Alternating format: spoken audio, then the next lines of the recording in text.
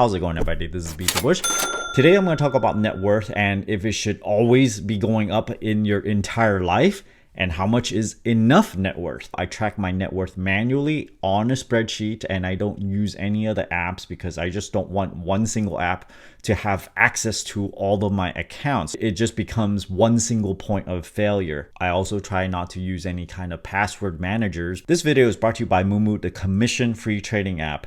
I use a lot of different brokerages and I sign up to them just to get the free shares sometimes. You can get 5 free shares of stock just for depositing $100, 15 total free shares of stock just for depositing $1,000, 8.1% APY on your uninvested cash for 3 months. And after that 3 months, it will revert back to 5.1%. Check out my affiliate link down in the video description below. Every once in a while, you come across these articles on people that saved their entire life. They don't outwardly look very rich, but they saved so much they have millions in the bank. And I saw this article on a guy that donated his entire fortune to a museum. So he was frugal his entire life, amassed a couple of $1 million, and poof, it all went away. He did not get to enjoy any of it. So that's something that I think about and I don't want to happen to myself, because you put so much work into amassing a fortune, and if you're ultra frugal, and I admit I am pretty dang frugal myself, that's how I save so much, I probably am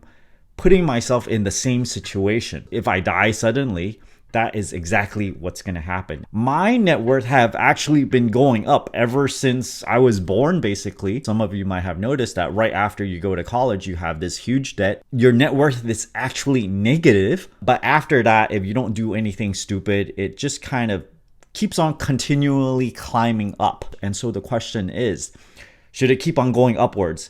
Past 50, past 60, past 70? Should it always go up? Maybe like Warren Buffett, right? It just keeps on going up into the billions. Sometimes though, I think of these mental exercises. What if I'm a little bit more spendy this month, right? I just keep my net worth flat, and that would sort of force me to spend quite a bit. Now think about this. At some point, it might even be recommended to have your net worth go down. If it's really, really high, like 5 million, 10 million, right? Maybe you want to spend it down a little bit. You want to enjoy it a little bit. But listening to some of the people that I know that retired, they told me that the switch over, watching your net worth go down, it's a whole different ballgame. You're actually getting poorer, but you need to accept that if you want to take advantage of all your net worth, all your hard work that you've done over your lifetime. If it's at a very, very slow rate, then yeah, okay, fine. Maybe you're not going to go broke before you're dead, but you want to extrapolate to see if you have enough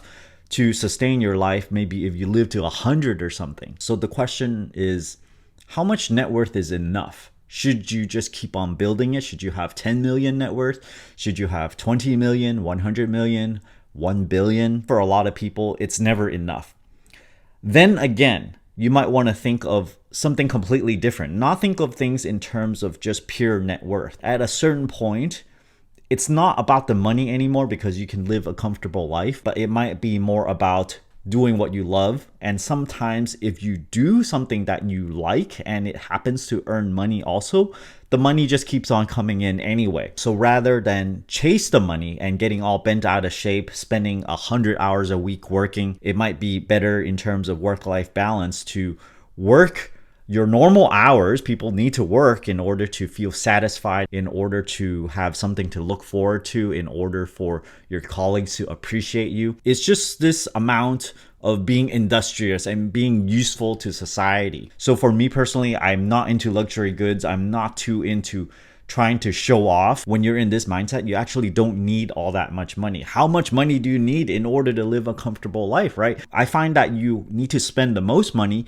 when you get all crazy. You want to buy all the expensive stuff. So the idea is you just do what you need to in order to feel satisfied with your work. And if more money comes your way, so be it. Maybe you can leave more for your children. Now I want to talk about what amount of money is life-changing. I think this amount means different to different people. If you are living paycheck to paycheck, I think $10,000 might be life-changing in itself. For myself, where I own my home outright, even if suddenly I come into, let's say, $500,000, nothing is gonna change with my life at all. I'm still gonna live here. I can't afford a new place or anything. The money is essentially going to sit in a bank account. I'm not even going to buy a new car or anything because I don't need a new one. I already have one. The way I eat, the way I go to restaurants, nothing is going to change. What's life-changing to me might be in the ballpark of 5 or 10 million. If I won the lottery and if I get that much, then I would say maybe I can move to a new home. I have to emphasize though,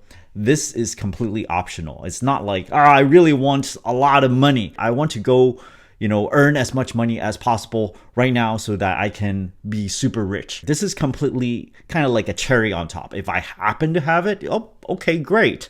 I'm going to move to a bigger place. Great. It's not necessary. Just because you have that amount to buy a very fancy home does not mean you can afford it, because there are associated costs with it. There's property tax, there's upkeep. Let's just say, for example, you buy a $5 million home. There's 1.5% property tax on it. That's $75,000 a year. This is just crazy to me. I know some friends that actually have homes at this level in Palo Alto area, Burlingame area. $75,000 a year is essentially an entire year's salary for some people. So in order to afford something like this, I think you need to use a 4% rule so that you are not locked yourself into a job where you have to work somewhere to get the $75,000 per year in order to pay the property tax, right? You don't want to lock yourself in to become house poor, to become a slave essentially. So in order to buy a $5 million house, you need $2 million extra on top of that to use the 4% rule and get $80,000 automatically. So that can itself pay for the home. So that's a really nice ballpark to know about. So for a $5 million home, you need really $7 million in cash. $10 million home, you need $14 million. So in that level, that's when you can afford something like that. I know, right? This amount is just out there. I think it all depends on your wealth level. I personally can't afford a $5 million house. Maybe one day. Just because you have that amount in the bank does not mean you can afford that thing. For a car, the ballpark area is having about 10x that amount in cash sitting in the bank. Then you can afford that. Because if you just have, let's say, $250,000 in cash and go, I want to YOLO and buy a Lamborghini right after you buy it, you have nothing in the bank. This is not financially responsible, because you could very well use that amount to invest it, put yourself in a better position. In essence, if you overextend yourself and spend all your cash, and so when you spend too much, you become poor again. You're trying to build a financial base in order to launch off of it. I hope these ideas are interesting for you guys. Thanks for watching. Don't forget to check out my Moomoo affiliate link. It helps pays the bills. Thanks for watching this video. Until next time.